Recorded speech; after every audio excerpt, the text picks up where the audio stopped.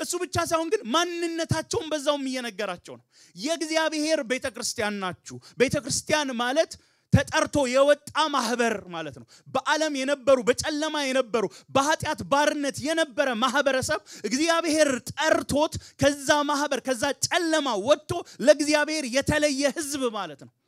ያ ነው ቤተክርስቲያን ማለት ስለዚህ የእግዚአብሔር ቤተክርስቲያን ሲል የእግዚአብሔር ህዝብ ነው የእግዚአብሔር ማህበር ነው ተጠርቶ ተለይቶ በእግዚአብሔር ምህረት የወጣ ይላቸዋል ፍቅር አይቀርም ጌታ ሲመጣ እንወዳለን ህዝቡን እንወዳለን እንደውም በምን በተሻለ ፍቅር አይወድቅም እዛ ሄደን ትንቢት አንናገር አይደል እንግዲህ እዛ የምትሞክሩ አደራ ጌታ እግዚአብሔር እንዲላል አንልም እዛ ሄደን አይደል እዚህ ያስፈልጋል ያኔ ጌታ ሲመጣ ያስፈልጋል ልሳን ያኔ አይኖርም እነዚህ ነገሮች አንድ ቀን ጌታ ሲመጣ ያበቃሉ ፍቅርስ አያበቃ ጸንቶ ይቆማል ይሄ ችግር ስላለ ምን ይላችኋል መሰላችሁ እንደዚህ አታድርጉ ከማለቱ በፊት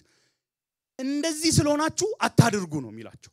ምን ማለት ነው ቅዱሳን ስለሆናችሁ ለእግዚአብሔር የተለያችሁ ስለሆናችሁ ዳግም የተወለዳችሁ ስለሆናችሁ ይሄ ማንነታችሁ አዲስ ማንነት ስለሆነ በውጭ ያለውን ቆሮንቶስ አትምሰሉ የተጠራችሁትን ሁኑ ነው የሚለው ዓላማው ይሄ ነው የተጠራችሁትን አንደኛ ቆሮንቶስ ምዕራፍ 13 ከቁጥር 1 እስከ 8 ያለውን እናነባለን በጌታ በኢየሱስ ክርስቶስ ስም አነባለሁ አንድ 10 ሰከንድ ልስጣችሁላችሁ እንድትደርሱ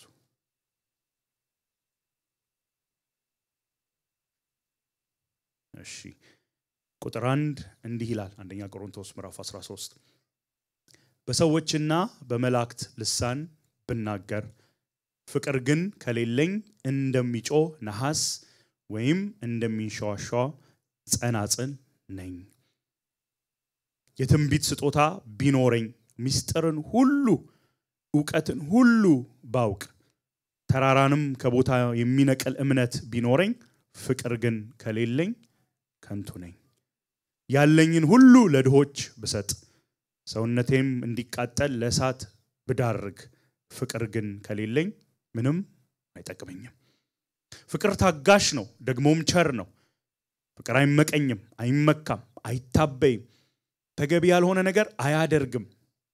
ራስ ወዳድ አይደለም አይበሳጭም በደልን አይቆጥርም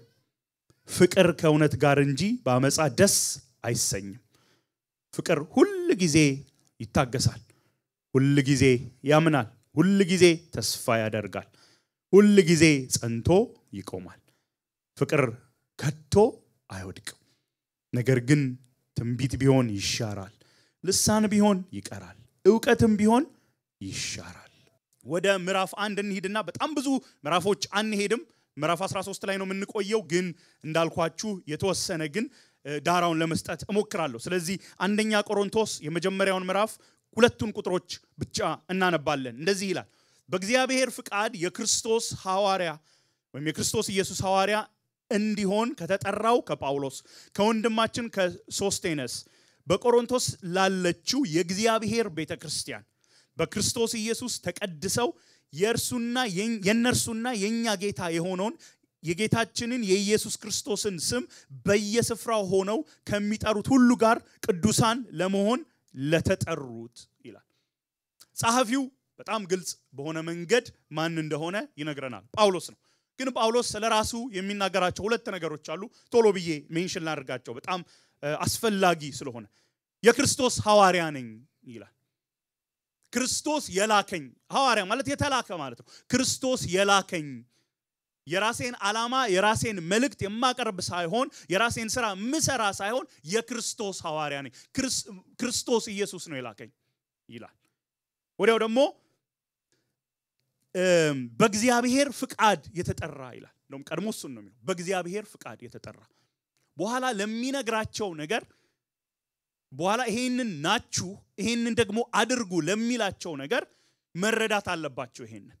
እግዚአብሔር ነው የጠራኝ ክርስቶስን ነው የወከልኩት ይሄንን ስናገር በራሴ ፍቃድ አይደለም የራሴ አመለካከት ራሴ የምፈልገው ነገር አይደለም ይሄ የኔ ቃል አይደለም አዎ በኔ እጅ ተጽፏል በኔ ቋንቋ በኔ ግራመር ተጽፏል በኔ ሰዋሰው ተጽፏል በኔ ስታይል ተጽፏል ግን የመልእክቱ ባለቤት ማን ነው እግዚአብሔር ነው እያዘዘ እየተናገረ ናችሁ እንደዚህ ደግሞ አድርጉ እያለ ያለው እግዚአብሔር አምላክ ነው ብሎ ይነግራቸዋል የተጻፈው ለማን ነው ስንል በቆሮንቶስ ላለችው የእግዚአብሔር ቤተክርስቲያን ይላል ከጊዜ አንፃር እናንተንም ላለማድከም ወደ ሐዋርያት ምዕራፍ 18 አንመለስም እናንተ ጊዜ ሲኖራችሁ ግን ማየት ትችላላችሁ የቆሮንቶስ ቤተክርስቲያንን የተከለው ጳውሎስ ነው በሐዋርያት ሥራ ምዕራፍ 18 ላይ እዛ ላይ በደንብ ይነግረናል ለዛች ቤተክርስቲያን የተጻፈ መልእክት ነው ምናልባትም በኤፌሶን በነበረ ጊዜ የጻፈው መልእክት ነው በአንድ ወቅት ተክሏት ለነበረች ቤተክርስቲያን ወደ አንድ ዓመት ተኩል ቁጭ ብሎ ላስተማራት ቤተክርስቲያን የሚጽፈው ደብዳቤ ነው የሚጠቅሰው ቃል ግን ይገርማል በቆሮንቶስ ላለችው የእግዚአብሔር ቤተክርስቲያን ይላል ምናልባትም ጳውሎስ ይሄንን ቃል ሲጠቀም 3 ጊዜ ብቻ ነው አዲስ ኪዳን ላይ የምታዩት እዚህ ላይ ሁለተኛ ቆሮንቶስ ላይና ሐዋርያት ሥራ ምዕራፍ 20 ላይ የኤፌሶንን ቤተክርስቲያን ጠርቶ መሪዎቹን ጠርቶ የእግዚአብሔርን ቤተክርስቲያን ጠብቁ መግቡ ተንከባከቡ ሲል እናያለን ወገኖቼ ቤተክርስቲያን የእግዚአብሔር ናት ህዝቡን የጠራ እግዚአብሔር አምላክ ነው አገልጋዮችን የላከ እግዚአብሔር አምላክ ነው ለዛ ነው የሚያገለግል ሰው ሰውን እንደሚያገለግል ሳይሆን አስቦ ማገልገል ያለበት እግዚአብሔርን ነው ህዝቡን ሲያገለግል እግዚአብሔርን እያገለገለ ነው እሱ ብቻ ሳይሆን ግን ማንነታቸውን በዛውም እየነገራቸው ነው የእግዚአብሔር ቤተክርስቲያን ናችሁ ቤተክርስቲያን ማለት ተጠርቶ የወጣ ማህበር ማለት ነው በዓለም የነበሩ በጨለማ የነበሩ በኃጢአት ባርነት የነበረ ማህበረሰብ እግዚአብሔር ጠርቶት ከዛ ማህበር ከዛ ጨለማ ወጥቶ ለእግዚአብሔር የተለየ ህዝብ ማለት ነው ያ ነው ቤተክርስቲያን ማለት ስለዚህ የእግዚአብሔር ቤተክርስቲያን ሲል የእግዚአብሔር ህዝብ ነው የእግዚአብሔር ማህበር ነው ተጠርቶ ተለይቶ በእግዚአብሔር ምህረት የወጣ ይላቸዋል ይሄን ደብዳቤም ሲጽፍ ዋነኛ መዳሰስ የፈለገው ችግር ይሄንን ነው በውጪ ያለው አስተምሮ በውጪ ያለው ልምምድ ወዴት እየገባ ነው ወደ ቤተክርስቲያን እየገባ ነው ምሳሌ ልስጣችሁ መከፋፈል ባገልጋዮች ታውቃላችሁ አይደል ይከፋፈላሉ እኛ የጳውሎስ የአጵሎስ የጴጥሮስ የክርስቶስ ነን ብለው ይከፋፈላሉ ባገልጋይ ብቻ አይደለም በሀብት ይከፋፈላሉ የጌታ ራት ጊዜ ሀብታሙ ተሰብ ብሎ ለራሱ እንዲመች አድርጎ ይበላል ዳው ጥግ ይዞ የሚበላው የለም በሀብት ይከፋፈላሉ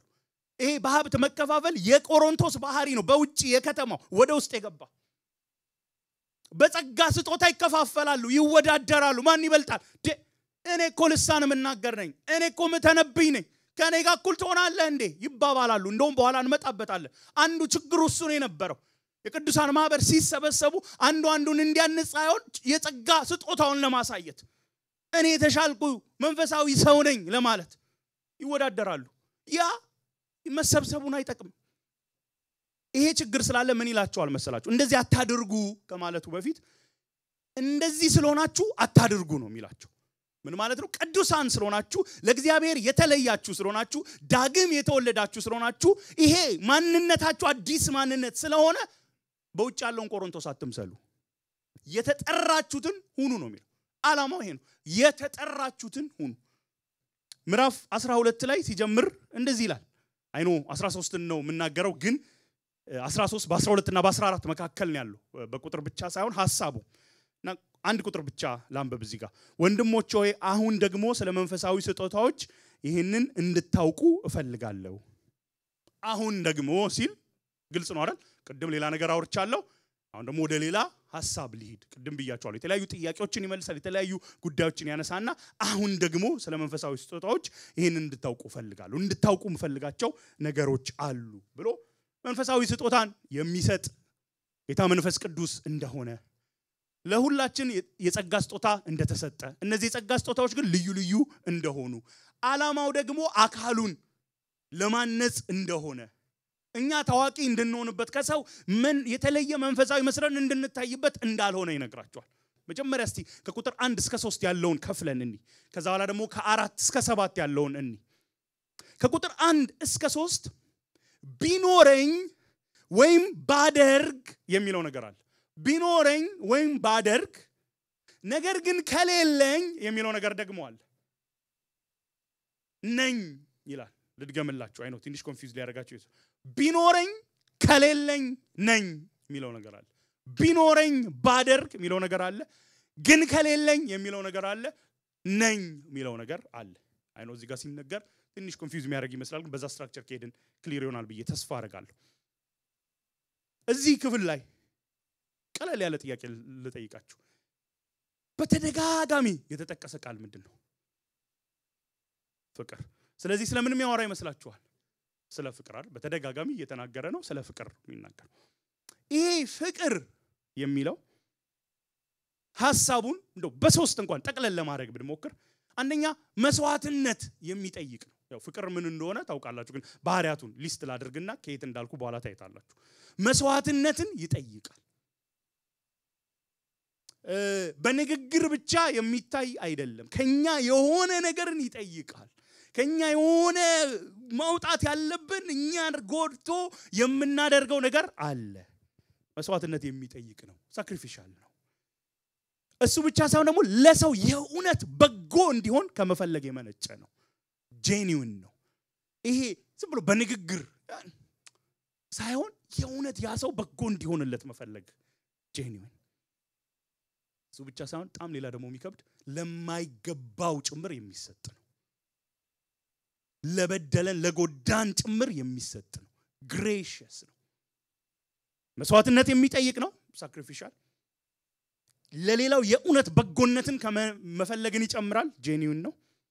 ደግሞ ለሰው ለዛ የማይገባው ሰው እንኳን የሚሰጥ ነው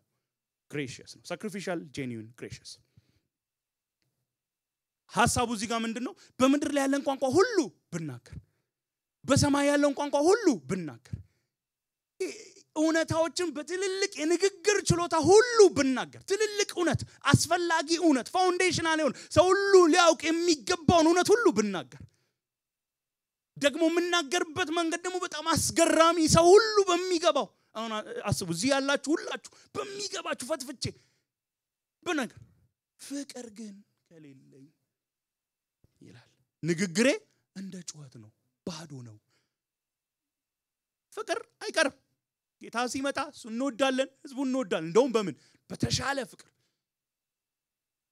አይወድቅም እዛ ሄደን ትንቢት አንናገር አይደል እንግዲህ እዛ የምትሞክሩ አደራ ጌታ እግዚአብሔር እንዲላል አንልም እዛ ሄደን አይደል እዚህ ያስፈልጋል ያኔ ጌታ ሲመጣ ያስፈልጋል ልሳን ያኔ አይኖርም እነዚህ ነገሮች አንድ ቀን ጌታ ሲመጣ ያበቃሉ ፍቅርስ አያበቃም ጸንቶ ይቆያል